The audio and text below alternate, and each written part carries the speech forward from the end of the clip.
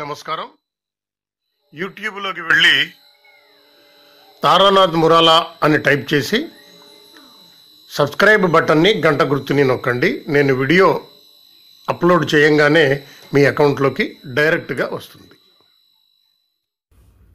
బిఎస్ఎన్ఎల్లో ఒక 2 రోజుల క్రితం కార్పొరేట్ ఆఫీస్ ఇచ్చిన ఆర్డర్ చదివిన తర్వాత నేను చాలా ఆశ్చర్యానికి గురయ్యా. 20 ఏళ్ల బిఎస్ఎన్ఎల్ చరిత్రలో ఇది ఒక కీలక పరిణామంగా మనం చెప్పుకోవాల్సిన అవసరం. చాలామంది దృష్టికి ఈ పాయింట్ వచ్చిందా రాలేదా అనేది నాకు తెలీదు. ఒకవేళ రాకుండా చేయటంలో యూనియన్లు అసోసియేషన్ల పాత్ర ఏమన్నా ఉందేమో కూడా నాకు తెలియదు. ఏంటి ఆ కీలకమైన వార్త అంటే, బిఎస్ఎన్ఎల్ స్టాక్ ఎక్స్చేంజ్లో లిస్టింగ్ అయిన కంపెనీగా చెప్పబడింది అన్న సంగతి. ఇది ఎప్పుడు అప్లై చేశారు, ఏం కథ అనేది అసలు ఎక్కడ న్యూస్ రాలా. కారణాలు ఏంటో నాకు కూడా ఐడియా లేదు. అయితే స్టాక్ ఎక్స్చేంజ్, షేర్లు ఇటువంటి వ్యవహారాలలో నాకేం అనుభవం లేదు. అయితే గతంలో జరిగిన ఒక సంఘటన మనం గుర్తు చేసుకోవాల్సిన అవసరం ఉంది అని అనిపించింది నాకు. ఏంటి అనంటే, డి రాజా గారు కమ్యూనికేషన్ల మంత్రిగా ఉండగా ఎంప్లాయీస్ పబ్లిక్ ఆఫర్ కింద ఒక్కొక్క ఉద్యోగికి 500 షేర్లు ఇస్తాం. 10 రూపాయల విలువ గల షేర్లు 500 ఇస్తాము. మీరు మార్కెట్లో ఈ 500 ఒక్కొక్క 10 రూపాయల వాల్యూ గల షేరు మీకు దాదాపు 200 నుంచి 300, 400 కూడా వెళ్ళే అవకాశం ఉంటుంది. కాబట్టి ఒక్కొక్క ఉద్యోగికి గవర్నమెంటు దాదాపు 2 లక్షల నుంచి 3 లక్షలు ఉచితంగా ఇచ్చినట్లు, ఈ 5,000 కూడా మీరు డబ్బులు కట్టక్కర్లేదు అని రాజా గారు ఆఫర్ ఇచ్చారు. అప్పుడు గుర్తింపులో ఉన్న యూనియన్ జనరల్ సెక్రటరీగా కామ్రేడ్ నంబూద్రి గారు ఉన్నారు. ఆయన దాన్ని తిరస్కరించారు, మేము తీసుకోము అని. ఆ తర్వాత నేను నంబూద్రి గారితో మాట్లాడినప్పుడు, ఏంటి సార్ ఎందుకు రిజెక్ట్ చేశారు, రీజన్స్ ఏంటి అని అంటే, ఎంప్లాయీస్ పబ్లిక్ ఆఫర్ అని 5% మనకిస్తున్నట్టు చెప్తారు. అయితే అప్పటికి ఉన్న సెబీ రూల్స్ ప్రకారం స్టాక్ ఎక్స్చేంజ్లో ఒక పిఎస్యు లిస్ట్ కావాలి అని అంటే, లిస్టింగ్ జరగాలి అంటే ఆ పిఎస్యులోని 10% షేర్లు డిజిన్వెస్ట్మెంట్ చేయాలి, అది రూలు. కాబట్టి మనం ఇండైరెక్ట్గా మనకు వచ్చే దాంట్లో మనం బిఎస్ఎన్ఎల్లో కొంత వాటా అమ్మటానికి అంగీకరించినట్లు అవుతుంది అని అన్నారు. అప్పట్లో అది 2008-9 మధ్య ప్రాంతంలో జరిగింది.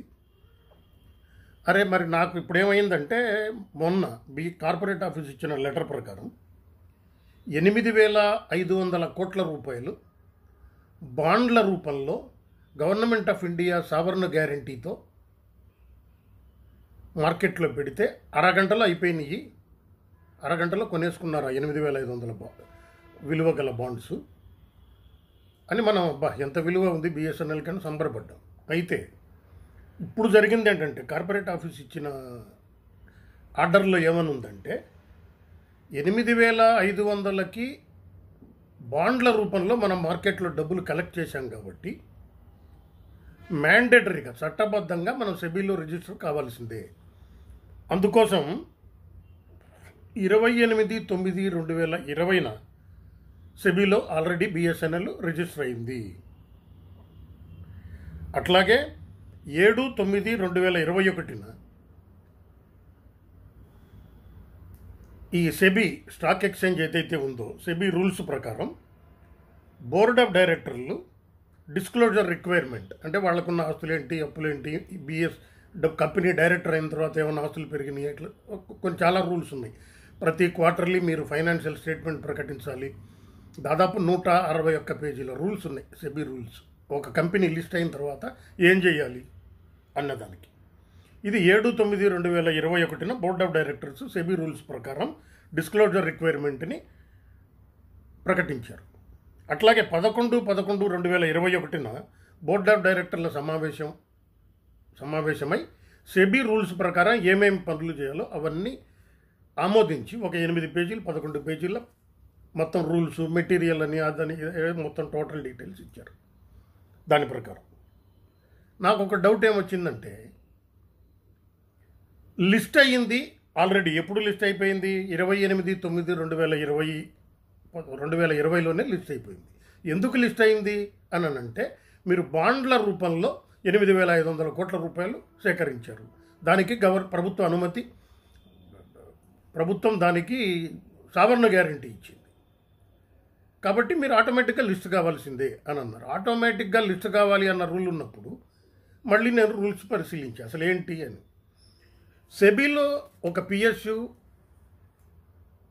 లిస్ట్ అయితే 10% డిజిన్వెస్ట్మెంట్ చేయాలి అన్న రూల్ని 2014లో ఇప్పటి ఎన్డీఏ ప్రభుత్వం ఏదైతే వచ్చిందో దాన్ని 10% నుంచి 25%కి పెంచారు. అంటే సెబీలో రిజిస్టర్ అయితే ఆటోమేటిక్గా ఆ లిస్టెడ్ పిఎస్యు 25% షేర్లు డిజిన్వెస్ట్మెంట్ చేయాలి అని ఒక రూల్ అమెండ్ చేశారు. 10% 25% చేశారు. ఇది లిస్ట్ అయిన పిఎస్యులన్నీ 21/8/2017 లోపు ఈ డిజిన్వెస్ట్మెంట్ ప్రక్రియ 25% కంప్లీట్ చేయాలి అని చెప్పి 2014లో అమెండ్ చేసిన రూల్స్లో ఏమని పేర్కొన్నారు? 21/8/2017 లోపు ఏ పిఎస్యులలో సెబీలో లిస్ట్ అయి ఉన్నాయో ఆ లిస్టెడ్ పిఎస్యులన్నీ 25% అమ్మాల్సిందే అని పెట్టారు. అయితే 2017కి కంప్లీట్ చేయలే కొన్ని పిఎస్యులు. దాన్ని 2018కి పొడిగించారు, తర్వాత 2020కి పొడిగించారు. అట్లా 4-5 సార్లు ఆ లాస్ట్ డేట్ని ఏదైతే డిజిన్వెస్ట్మెంట్ చేయాలో ఆ డేట్ని ఎక్స్టెండ్ చేస్తూ వెళ్ళారు. దీని ప్రకారం ఇప్పుడు బిఎస్ఎన్ఎల్లో కూడా డిజిన్వెస్ట్మెంట్ చేయాలి రూల్ కదా. అయితే కేంద్ర క్యాబినెట్ డిజిన్వెస్ట్మెంట్ చేయకుండా ఒక లిస్టెడ్ కంపెనీ 100% గవర్నమెంట్ సెక్యూరిటీస్లోనే, గవర్నమెంట్ ఆధ్వర్యంలోనే ఉండాలి అనుకుంటే కేంద్ర క్యాబినెట్ దానికి ఎగ్జంప్షన్ ఇవ్వాలి. కేంద్ర క్యాబినెట్ ఎట్లా ఎగ్జంప్షన్ ఇవ్వాలి అని అంటే, దీంట్లో అనుమతి మేము డిజిన్వెస్ట్మెంట్ చేయాల్సిన అవసరం లేదు, మేము ఎగ్జామ్ చేస్తున్నాం, 100% ప్రభుత్వ రంగ సంస్థగానే ఉంటుంది అని చెప్పి కేంద్ర క్యాబినెట్ అప్రూవల్ ఇవ్వాల్సి ఉంటుంది. అమ్మకుండా ఉండాలంటే, బిఎస్ఎన్ఎల్లో డిజిన్వెస్ట్మెంట్ జరగకుండా ఉండాలి అంటే కేంద్ర క్యాబినెట్ మళ్ళీ ఆమోదించాల్సి ఉంటుంది. ఎట్లా ఈ షేర్లు ఎట్లా అమ్ముతారు అంటే, పబ్లిక్కి అమ్మొచ్చు, లేదు హెల్డ్ బై ప్రమోషన్, కొంతమంది పారిశ్రామికవేత్తలకు ఇంత పర్సంటేజ్ అని అమ్మొచ్చు, ఎంప్లాయీస్ పబ్లిక్ ఆఫర్ చేయొచ్చు. ఇట్లా ఒక 7-8 రకాలు దాంట్లో ఎట్లెట్లా ఏ రూపంలో అమ్మొచ్చు అన్న దానికి కూడా రూల్స్ ఉన్నాయి. ఇప్పుడు ఇంత ఒకసారి లిస్ట్ అయితే, ఒకసారి పిఎస్యు సెబీలో రిజిస్టర్ అయితే 25% అమ్మాల్సి వస్తుంది అన్న రూల్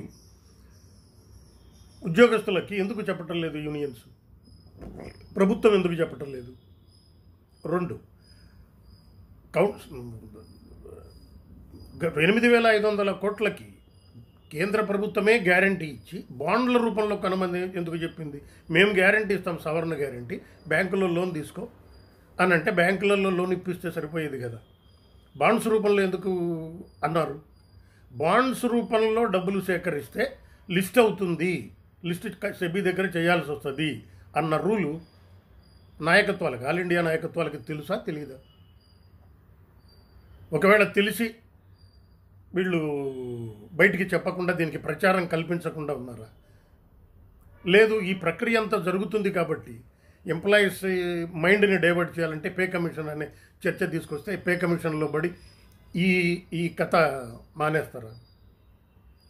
దీంట్లో అనుమానాలు వచ్చినాయి నాకు. అంటే ఈ లిస్టింగ్ నిజమా కాదా, ఇది రూల్ అని ఈ 2 రోజుల నుంచి ఈ ఆర్డర్ వచ్చిన తర్వాత 2 రోజుల నుంచి సెబీ రూల్స్, ఆ రూల్స్, ఈ రూల్స్ చదువుకుంటా వచ్చాను. ఒకవేళ ఈ రూల్ లేదు సార్ మీరు చెప్పటం తప్పు అని ఎవరన్నా ఉంటే నాకు రింగ్ చేయటమో, నా వాట్సాప్కి పెట్టడమో, లేదు కామెంట్ల రూపంలో మీరు తెలియజేసినా నేను సంతోషిస్తాను. ఎందుకంటే స్టాక్ ఎక్స్చేంజ్లు వీటిల్లో నాకేం అనుభవం లేదు. అయితే ఒకసారి పిఎస్యు లిస్ట్ అయితే 25% చేసే రూలు అవన్నీ నేను చదివే, కంపల్సరీగా చేయాలి. ఒకవేళ కంపల్సరీగా చేయకపోతే కేంద్ర ప్రభుత్వం ఎగ్జామ్ట్ చేయాల్సి ఉంటుంది అన్న రూల్ అయితే నేను చదివా. అయితే దీనికి ప్రాసెస్ ఏంటి, ఏం ప్రకటిస్తారు, ఎప్పుడు డిజిన్వెస్ట్మెంట్ ప్రకటిస్తారు అనేది 2017కి కంప్లీట్ చేయాలని చాలా పిఎస్యూలు ఉన్నాయి. 2017లో చేయలే.